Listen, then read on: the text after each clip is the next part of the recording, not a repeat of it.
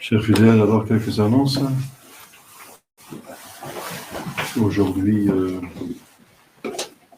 dimanche, fête de la Sainte Trinité.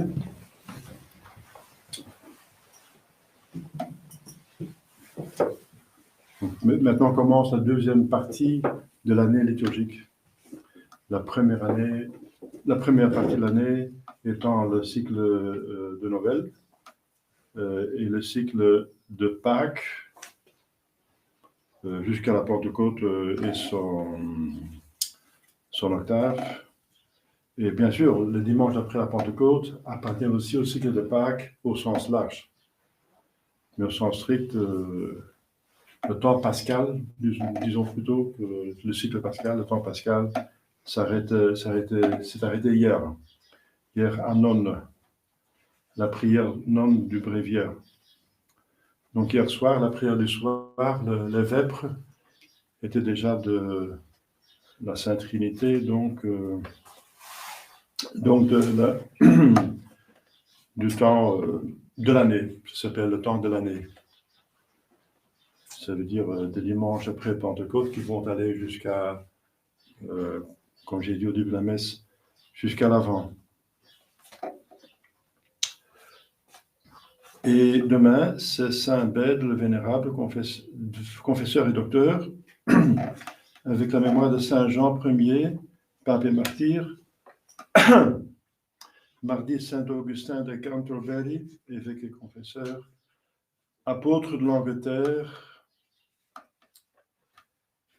Oui, il a converti l'Angleterre convenablement, disons, comme Saint Patrick a fait pour l'Irlande. Mercredi, Sainte Marie-Madeleine de Pazzi, Vierge. Jeudi, fête du Très Saint Sacrement, ou fête de Dieu. Donc, si les personnes peuvent venir en semaine, qui m'avertissent, on peut peut-être, s'il y a assez de personnes, faire une exposition au Très Saint Sacrement, sinon on fera dimanche prochain. Vendredi, fête de la Bienheureuse Vierge Marie, Reine.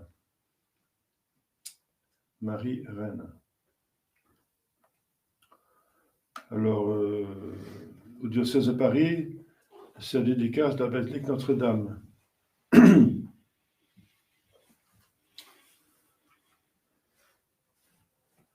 En ce jour, on renouvelle l'acte de consécration du Jean romain au cœur immaculé de Marie, à la demande du pape Pie XII, en 54. Samedi commence le mois de juin, qui est consacré au Sacré Cœur de Jésus. Il est recommandé de faire des exercices en son honneur, litanie, cantique et consécration au Sacré-Cœur. Par exemple, Saint Alphonse Liguori écrit des prières magnifiques en l'honneur du Sacré-Cœur. Samedi, donc le premier samedi du mois, Sainte Angèle Merici, Vierge.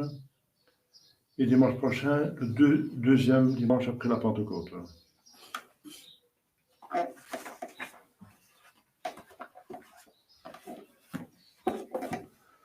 Au nom du Père et du Fils et du Saint-Esprit, ainsi soit-il.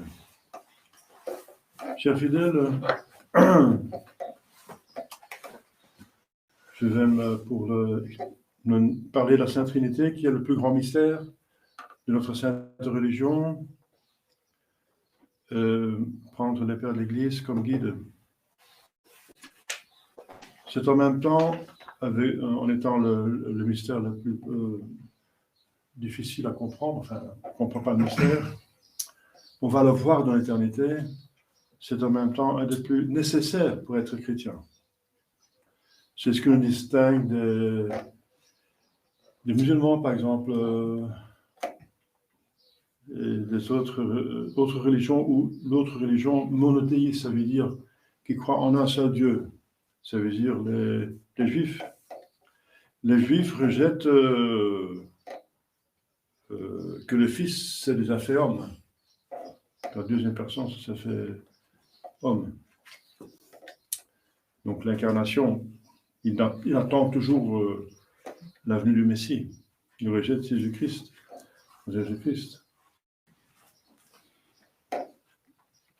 Et donc, voilà, et toutes les autres religions n'acceptent même pas un seul Dieu, où c'est très vague. Et donc, ils rejettent tout le reste. Mais la Sainte Trinité est donc, spécifique pour la vraie religion.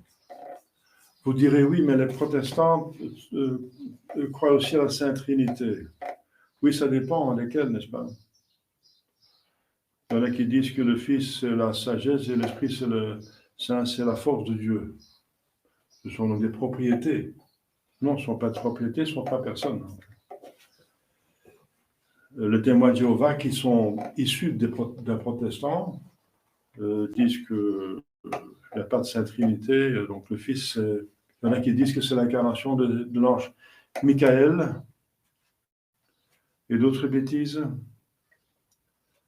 Et même les orientaux schismatiques, qui semblent être les plus proches de nous, pêchent encore contre la Sainte Trinité parce qu'ils disent que l'Esprit Saint ne provient pas du Père. Donc ce mystère de la Sainte Trinité, finalement, c'est la marque de la vraie Église, compris convenablement selon les pères de l'Église et l'Église dans son infaillible magistère. Donc la Sainte Trinité est un Dieu en trois personnes, ça vous le savez. Mais savoir, c'est autre chose que de comprendre. Je ne vais pas essayer de vous faire comprendre parce que c'est incompréhensible, mais quand même de situer le mystère. Donc les trois personnes s'appellent le Père, le Fils et le Saint-Esprit. Le nombre 3, parce que tout a été créé à l'image de Dieu, se trouve souvent dans les mystères de la religion. Il y a 3 séjours des âmes après la mort. Il y a 3 parties principales de la messe. Donc la messe des catéchumènes, c'est-à-dire les instructions jusqu'au serment inclus et les credos.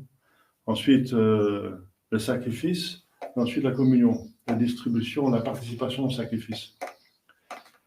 3 éléments dans chaque sacrement. Par exemple, dans le baptême, il y a l'eau, donc la matière, la parole, ça veut dire la forme, et ensuite la grâce, qui est le plus important, qui est donnée. 3 personnes de la Sainte Famille. Jésus-Christ resta 3 heures en croix, 3 jours au tombeau, sa vie publique dura 3 ans. Il est revêtu de la triple dignité de prêtre, roi et prophète. Les 3 mages portaient donc ces 3 présents qui vénèrent chacun de ces dignités. Le nombre 3 revient aussi dans certains phénomènes de la nature, parce que justement la nature est créée à l'image de Dieu. Il y a 3 règnes dans la création, minéral, végétal et animal. 3 états des corps, solide, liquide, gazeux. 3 divisions du temps, passé, présent, avenir. Les mystiques commencent aussi le nombre 4.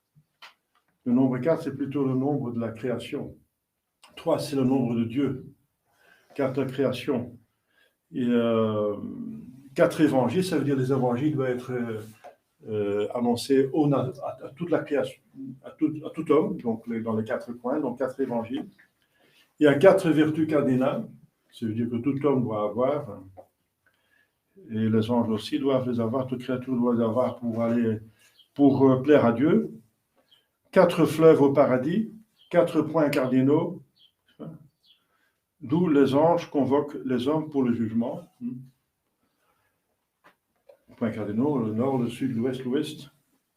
Le genre humain attendit le Sauveur pendant 4 siècles.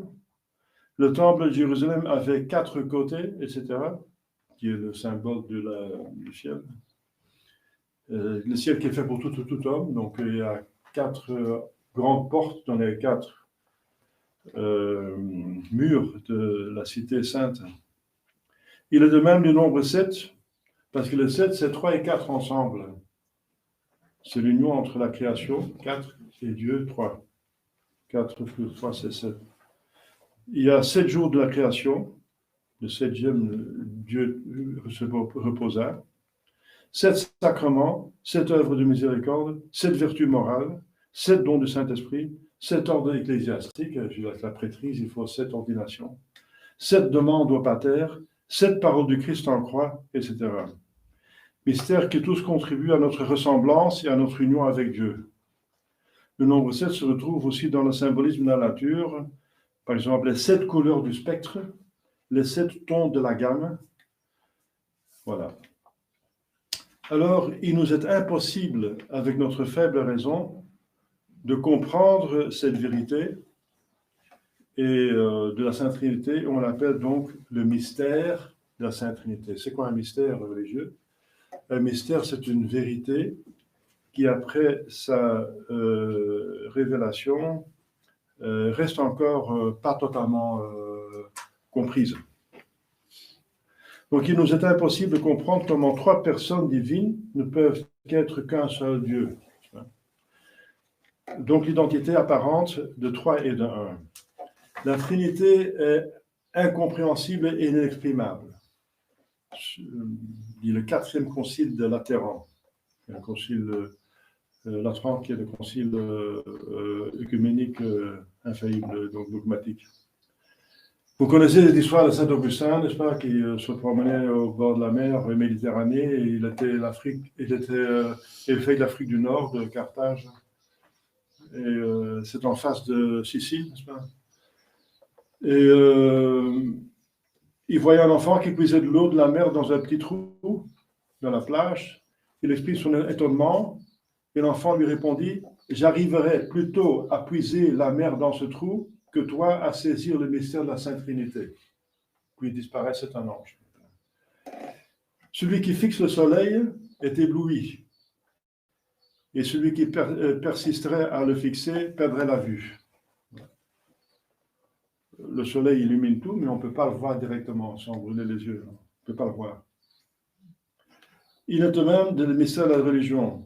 Quiconque veut les comprendre, les mystères, est ébloui, et celui qui persisterait à les scruter perdrait totalement la foi, dit saint Augustin.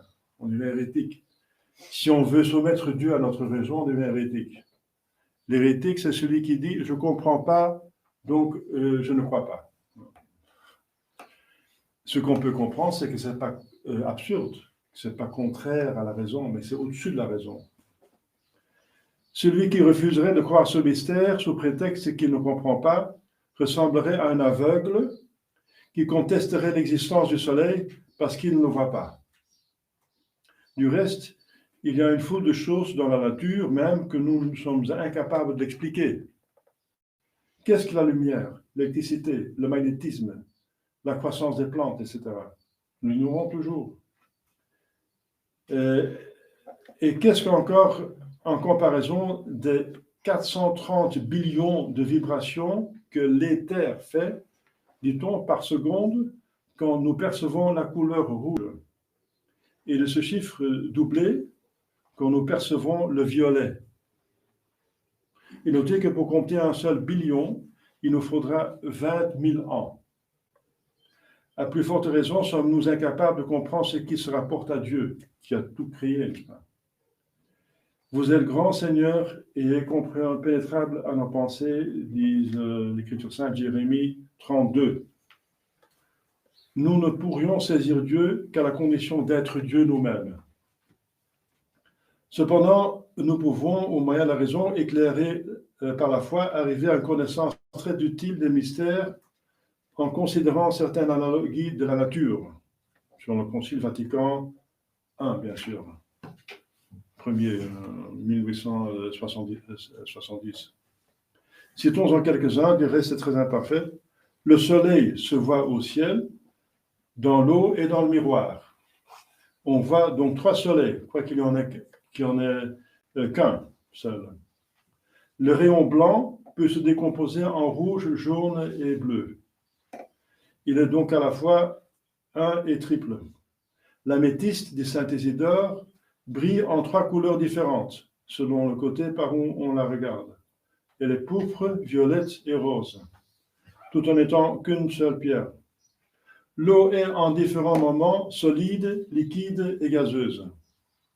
L'eau de la source, du ruisseau, du fleuve reste la même eau, mais porte les noms différents, selon saint Denis d'Alexandrie.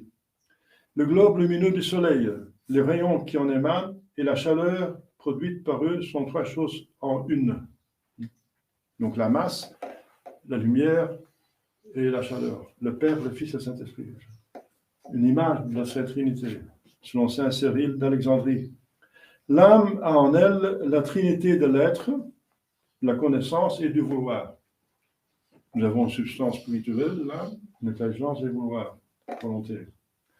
Image de Dieu encore, plus parfaite que le reste, parce que Dieu est esprit et notre âme est esprit. Trois hommes peuvent avoir la même idée.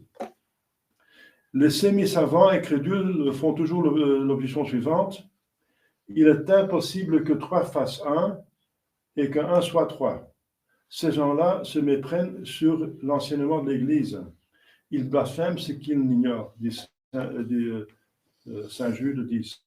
Car l'Église ne dit pas trois personnes sont une personne, mais trois personnes sont une seule substance divine.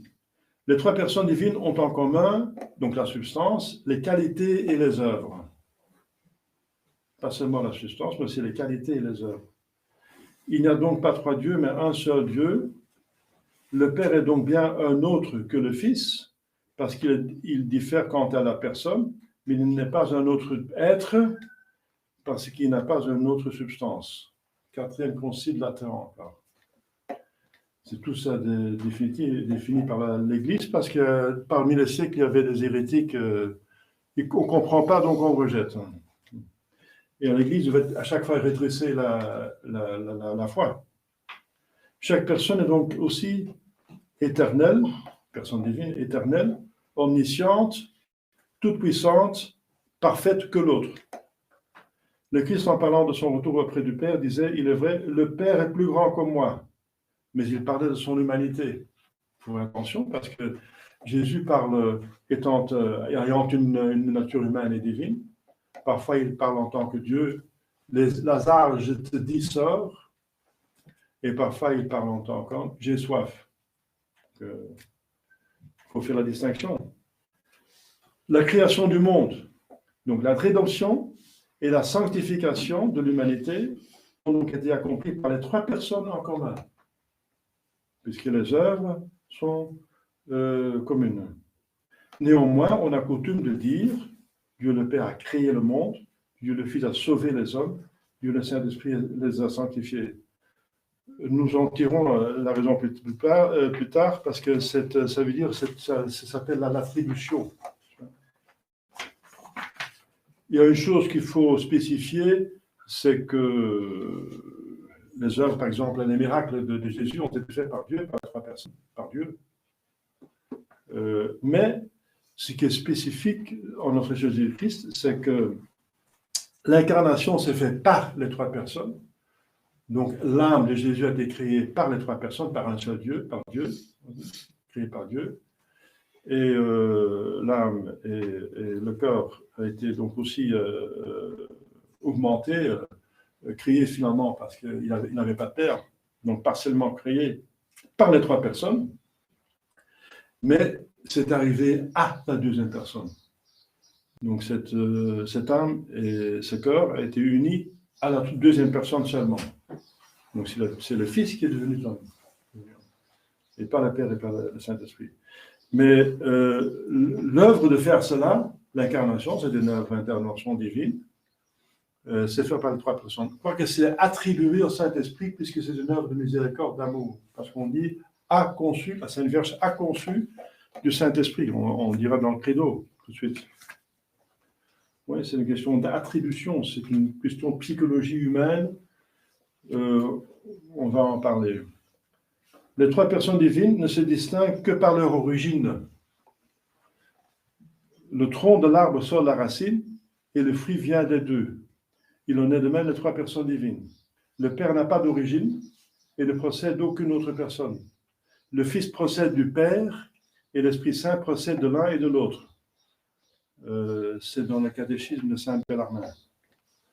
pour désigner l'ordre de cette procession, ça s'appelle les processions, donc qu'une personne sort de l'autre, ça s'appelle procession divine. On nomme le Père la première personne, le Fils la seconde et l'Esprit Saint la troisième. Mais il faut bien observer qu'il n'agit pas de là d'une succession dans le temps. Ils sont tous les trois co-éternels. Le Fils procède du Père de toute éternité. Et de même, la procession du Saint-Esprit, de l'un et de l'autre, est éternelle. Car si le temps produisait quelque chose en Dieu, il ne serait plus immuable et cesserait d'être Dieu. Et il serait mesuré par le temps, qui est une créature, c'est pas possible. Que Dieu est mesuré par une créature. Le temps a été créé, c'est la mesure du mouvement. Et Dieu ne meurt pas, il vit, mais il ne meurt pas. Dieu est immuable. Le Fils est engendré de l'être éternel du Père avant toute création. C'est dans le psaume 109, l'Écriture sainte. Et de la manière suivante. Dieu, vous savez ça, j'en ai parlé plusieurs fois, Dieu, par la connaissance de lui-même, a engendré une image consubstantielle, de même que notre pensée produit une image, une idée dans notre esprit. Les comparaisons suivantes nous aideront à le comprendre. Le feu engendre l'éclat, et celui-ci paraît au même moment que le feu. S'il y avait un feu éternel, il y aurait un éclat éternel. Saint Augustin qui le dit. Or, dit l'Écriture, le Fils est la splendeur de la lumière éternelle. C'est dans le livre de l'Écriture sainte, la sagesse 7. La splendeur de la gloire du Père, Hébreux 1, donc l'épître de Saint Paul aux Hébreux. Quand les écoliers s'approprient la science du Maître parfaitement, ils ont la même science, mais avec ces différences que la science du Maître est la science d'origine de celle des élèves, en science communiquée. De même, le Père et le Fils ont une même substance, la sagesse, avec ces différences que celle du Fils lui est communiquée de toute éternité. Dixit Clément d'Alexandrie. Un flambeau peut être allumé à un autre flambeau sans que celui-ci perde rien de son éclat. De même, le Fils procède du Père sans rien lui enlever. Selon Tatianus. Le Fils de Dieu est aussi appelé le Verbe, la parole, Saint Jean 1, le Verbe, car il n'est pas seulement l'idée, mais l'idée exprimée en Dieu. Il est la parole parlée et la parole parlante de la substance divine. La parole est l'expression fidèle de la pensée et Dieu le Fils est l'image consubstantielle du Père, la même substance divine. Le Fils procède par voie de connaissance et l'Esprit Saint par voie d'amour. Si quelqu'un se regarde dans un miroir, il engendre sa propre image. S'il en perçoit la beauté, il s'aimera lui-même. Dieu se voit dans le miroir de sa divinité et engendre une image consubstantielle de lui-même. Hébreux 1. L'amour réciproque du Père et du Fils, de cette image consubstantielle, c'est-à-dire du Fils, est l'Esprit Saint. Saint Augustin, Saint Anselme, Saint Thomas d'Aquin. L'Esprit Saint peut être d'autant plus regardé comme l'esprit d'amour qu'il produit dans nos cœurs l'amour de Dieu et du prochain. On l'a vu à la Pentecôte. Le mot esprit, donc souffle en latin, est bien choisi parce qu'il désigne l'inclination réciproque, le mouvement d'amour, le souffle d'amour, n'est-ce pas? Voilà, selon saint Thomas d'Aquin. Le Christ dit lui-même que le Saint-Esprit procède du Père et du Fils. Une fois, il dit que le Père enverra l'Esprit, Saint Jean 14, une autre fois que lui-même l'enverra. Le même chapitre, mais verset 5, au lieu de 26. L'Esprit Saint procède du Père et du Fils comme la chaleur vient du soleil et du rayon, saint Thomas d'Aquin. Comme le fruit vient à la fois de la racine et du tronc, Tertullien. Voilà. Cette différence d'origine est la raison pour laquelle on attribue au Père les œuvres de la Toute-Puissance, au Fils c'est de la sagesse, et au Saint-Esprit c'est de la bonté. Attribution. Mais quand même, c'est fait par les trois personnes, comme je dis, ce sont des œuvres qui sont faites par les trois personnes, par un seul Dieu. En effet, ces œuvres ont une certaine analogie avec les propriétés personnelles relatives à leur origine. Le Père engendre le Fils, c'est pourquoi on lui attribue aussi la production des êtres contingents tirés du néant, c'est-à-dire la création. C'est pour ça qu'on dit Dieu Père créateur. Selon le symbole des apôtres. Donc, je crois en Dieu le Père Tout-Puissant, créateur du ciel et de la terre. On lui attribue aussi les œuvres de miséricorde parce qu'il reçoit les pécheurs pénitents comme ses enfants. Saint Paul appelle le Père de la miséricorde, 2 Corinthiens 1. Le Fils est l'éternelle connaissance du Père, la sagesse. On lui attribue donc pour cela la magnifique ordonnance de la création. Tout a été fait par lui, Saint Jean 1. De même que l'artiste dispose le plan de son œuvre par un acte de son intelligence, de même le Père a créé l'ordre du monde par le Fils. On attribue aussi au Fils la restauration de l'ordre par la rédemption, et cela d'autant plus qu'il a pris dans ce but la nature humaine. Le Saint-Esprit est l'amour réciproque du Père et du Fils, qu'on vient de dire. C'est donc à lui que sont attribués tous les bienfaits de Dieu, notamment la communication de la vie dans la création. De même que l'oiseau repose sur les œufs pour vivifier le germe par la chaleur, de même pendant la création, l'Esprit Saint, l'Esprit de Dieu planait sur les eaux. C'est dans la Genèse. C'est Saint Jérôme qui fait cette remarque. On attribue donc aussi au Saint-Esprit la communication de la vie surnaturelle par la grâce, c'est-à-dire la sanctification des hommes. Il est appelé le doigt de Dieu comme auteur des miracles. C'est lui qui a opéré l'acte le plus grand de l'amour divin, l'incarnation, on dit a conçu le Saint-Esprit. La bonté de Dieu a toujours comblé l'homme de bienfaits, mais la mesure a débordé quand par l'incarnation du Verbe, la miséricorde est descendue sur les pécheurs, la vérité sur ceux qui erraient et la vie sur les morts. Saint Léon le Grand. Donc la Sainte Trinité nous a été révélée par les paroles de notre Jésus-Christ, on vient de voir dans l'Évangile, n'est-ce pas?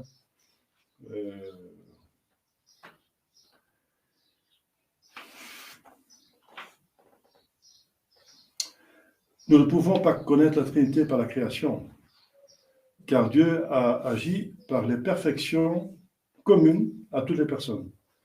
La toute-puissance, la sagesse, la bonté, mais non par ce qui différencie les trois personnes. Il y a là une analogie avec le soleil. Il n'agit que sur deux sens, la vue et le toucher, mais non pas sur l'ouïe, l'odorat et le goût. Nous ne percevons donc que par les deux premiers sens. Les trois autres ne peuvent nous donner aucune idée du soleil. De même, notre raison ne perçoit pas la Trinité, parce que la Trinité n'agit pas sur elle. Saint Éphrem nous dit cela. Nous ne pouvons avoir la connaissance de la Sainte Trinité que par la révélation. Personne de Jésus-Christ ne connaît le Père si ce n'est le Fils, et celui que le Fils veut bien le révéler. Dans l'Ancien Testament, pourtant, il y avait quelques indications, n'est-ce pas, de la Sainte Trinité. Les prêtres juifs devaient, en bénissant le peuple, invoquer 3 fois le nom de Dieu, dans les nombres 6. Isaïe nous dit que les séraphins chantent dans les cieux Saint, Saint, Saint, donc 3 fois, Saint, le Dieu des armées. Remarquons surtout le pluriel étrange et employé par Dieu lors de la création de l'homme. Faisons, au pluriel, l'homme à notre image. Il y a aussi dans le texte hébreu, n'est-ce pas, de l'Écriture sainte, au début, les dieux créaient le ciel et la terre, les dieux, donc les personnes divines. Donc, il n'y a qu'un seul Dieu, bien sûr, pas que l'Écriture dit tout le temps qu'il y a un seul Dieu, mais quand même, les dieux, ça veut dire les personnes divines, ça veut dire ont créé le ciel et la terre. Et David, qui écrit au psaume 109, le Seigneur a dit à mon Seigneur, asseyez-vous à ma droite. Donc le Seigneur, c'est-à-dire le Père a dit à son Fils, asseyez-vous à ma droite. Oui, chers fidèles, la foi en ce mystère est professée publiquement dans le signe de la croix, dans le symbole des apôtres, dans le baptême et les autres sacrements, dans les consécrations, bénédictions et par la Sainte Trinité. Ce mystère est en effet le fondement de la religion chrétienne. C'est lui. Sans lui, il est impossible de concevoir la rédemption par le Fils de Dieu.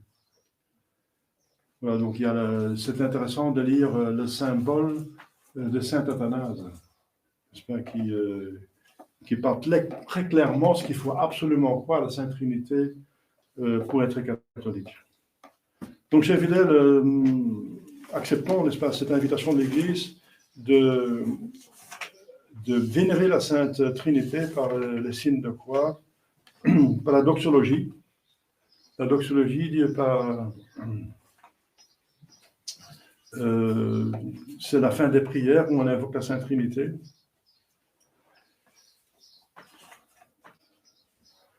Donc nous lui devrons à la Sainte Trinité l'hommage, notre respect, notre adoration, l'hommage, notre amour et notre reconnaissance. Heureux ceux qui s'acquittent de tous ces devoirs, que les grâces ils méritent pendant la vie et à la mort. La Sainte Trinité leur ouvrira la porte du ciel et les introduira dans le séjour de la félicité éternelle. Demandons à la Sainte Vierge Marie de bien comprendre, de bien accepter et de comprendre le mystère, disons, en tant que mystère, de le situer, mais malheureusement pas le comprendre, malheureusement. C'est en même temps heureusement qu'on comprend quand même quelque chose, n'est-ce pas, et qu'on ne peut pas tout comprendre, c'est parce qu'il faut être Dieu pour le comprendre, donc c'est normal qu'on n'ait pas Dieu.